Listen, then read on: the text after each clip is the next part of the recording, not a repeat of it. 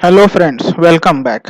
तो आज हम लोग देखेंगे जो हमने कहा, जहां हमने नेक्स्ट पिछले लेक्चर वीडियो में हमने जहां छोड़ा था उसके जस्ट आगे।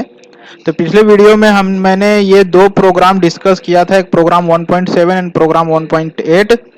मैंने बोला था आपसे बनाकर रखने के लिए, आप लोग बनाए होंगे जरूर। अगर किसी को कोई प्रॉब्लम होगा तो आप उससे रिलेटेड प्रॉब्लम को कमेंट में मुझसे पूछ सकते हैं, अगर कोई कुछ इसमें समझ में नहीं आ रहा हो। लेकिन मैं आपको यहाँ से फिर से ये प्रोग्राम लिखकर बता देता हूँ, या फिर इसी को डिस्कस कर देता हूँ जो यहाँ बना हुआ है।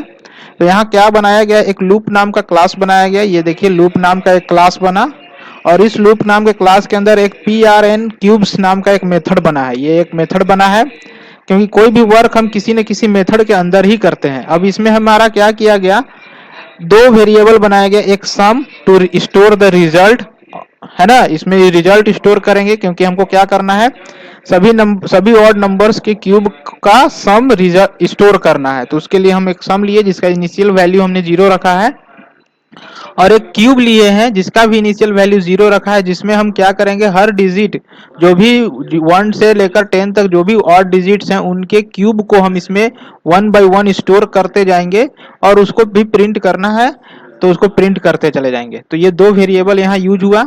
अब लूप चलाने के लिए हम फॉर लूप यूज किया गया यहाँ पर। तो फॉर लूप में एक इनिशियलाइज किया गया आई वेरिएबल, आई को 1 से इनिशियलाइज किया गया। देन कहाँ तक ले जाना है, तो लेस देन 10। अगर आप इक्वल टू 10 तक भी ले जाते हैं तो 10 काउंट होगा नहीं, बिकॉज हमारा 9 के बाद डायरेक्ट ये जंप होकर 11 हो जाएगा, तो ये काउंट होगा ही नहीं। ठीक है, तो आप लेस देन 10 और लेस देन इक्वल टू 10 तक चला सकते हैं लूप को। देन आई हर बार दो दो इंक्रीमेंट होगा, क्योंकि हमको क्या करना है, 1 के बाद 3 चाहिए, 3 के बाद 5, 5 के बाद 7, 7 के बाद 9। तो हम लोग को ये 5 वैल्यू चाहिए। इसको प्लस टू करेंगे अगर 1 से, तो ये अपने आप हमारे पास 9 तक पहुंच जाएगा। अब आई का वैल्यू, अब यहाँ करली ब्रेस ओपन हुआ है बिकॉज हमको क्या करना है, इस लूप के साथ मल्टीपल स्टेटमेंट्स को एग्जीक्यूट करवाना है, रिपीट करवाना है। तो ग्रुप बनाना होगा, और ग्रुप बनाने के लिए हमको करली ब्रेस ओपन करना होता है। तो यहाँ ओपन करली ब्रेस किया हमने, और पहले सबसे पहले जो भी आई का वैल्यू है, जैसे सबसे पहले आई का वैल्यू क्या होगा, 1। तो आई का वैल्यू जो 1 है उसका क्यूब करना है। तो उसके क्यूब को हमने यहाँ कैलकुलेट किया 3 बार सेम वैल्यू को मल्टीप्लाई करके उसी के साथ, यानी आई इंटू आई इंटू आई, और उस वैल्यू को, रिजल्टेड वैल्यू को हमने क्या किया, क्यूब नाम के वेरिएबल में स्टोर कर लिया।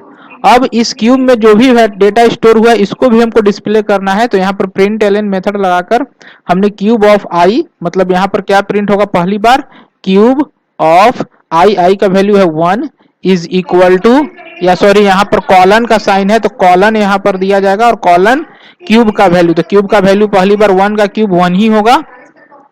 नेक्स्ट उस क्यूब जो भी वहां कैलकुलेट हुआ 1 का क्यूब, उसको हमने सम में ऐड करके सम में स्टोर कर लिया। तो 1 का क्यूब क्या हो जाएगा, 1 प्लस 0।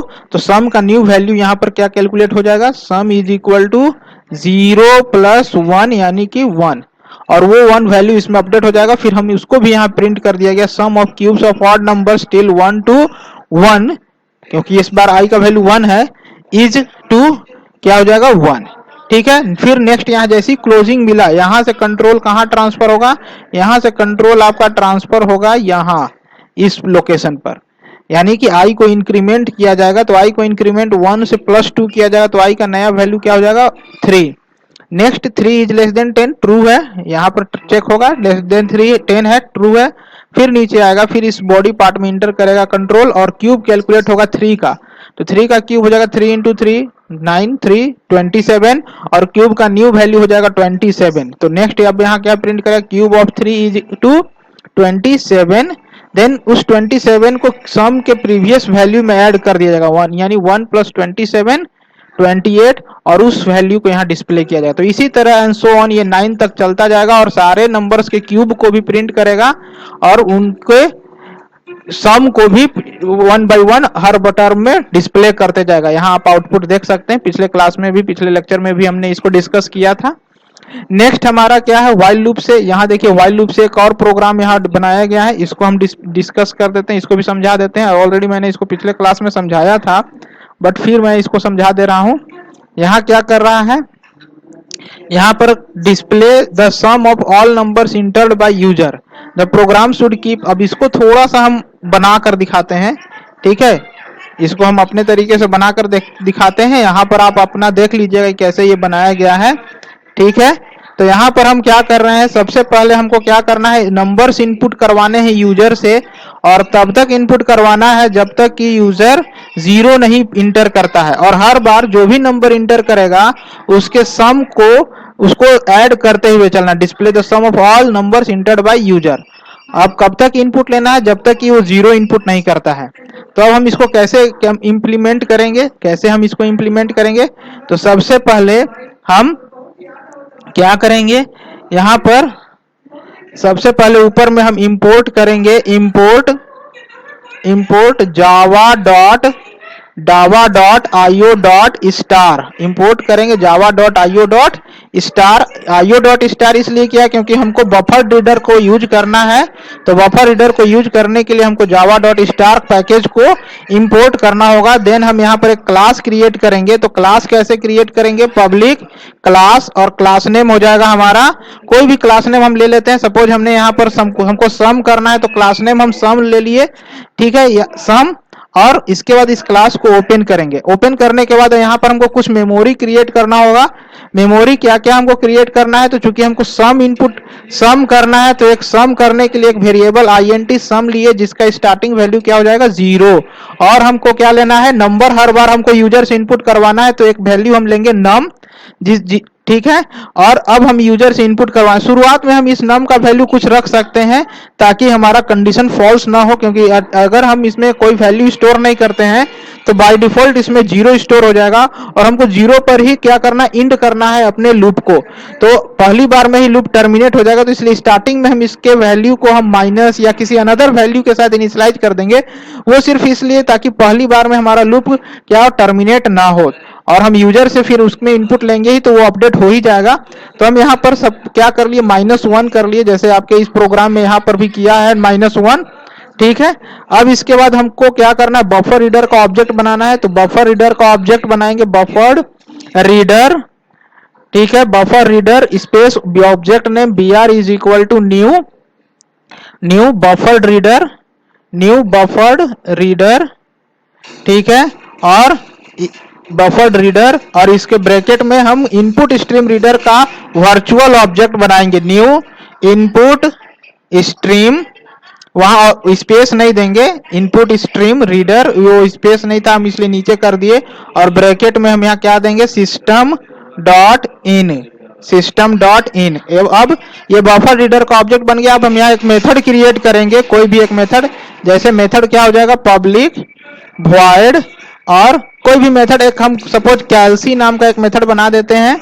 और इस मेथड के अंदर हमको क्या करना है, यूजर से इनपुट लेना है, कब तक, जब तक कि वो 0 नहीं इनपुट करता है। तो यहाँ पर हम क्या करेंगे, ऊपर में मैसेज डिस्प्ले कर देंगे, या ऊपर में नहीं डिस्प्ले करते हैं तो डायरेक्ट भी हम यहाँ लिख सकते हैं कि क्या करना है, हमको व्हाइल तब तक लूप चलाना है जब तक n नॉट इक्वल टू 0 होगा।